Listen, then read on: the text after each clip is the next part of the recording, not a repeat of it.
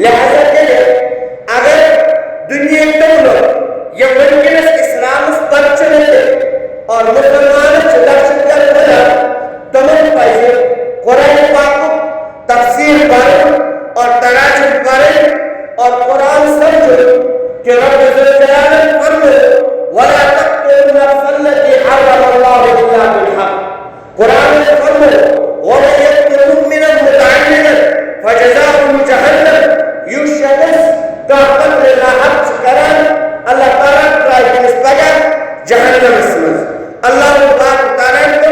سخت منع اور حضرت رسول اکرم صلی اللہ علیہ وسلم کا اصول بیان لا ضرر ولا ضرار نہ واتنا پانس تکلیف نہ واتنا پیتس تکلیف یہ اصول بیان کرے باقی جائے کہ فرمو اکی جائے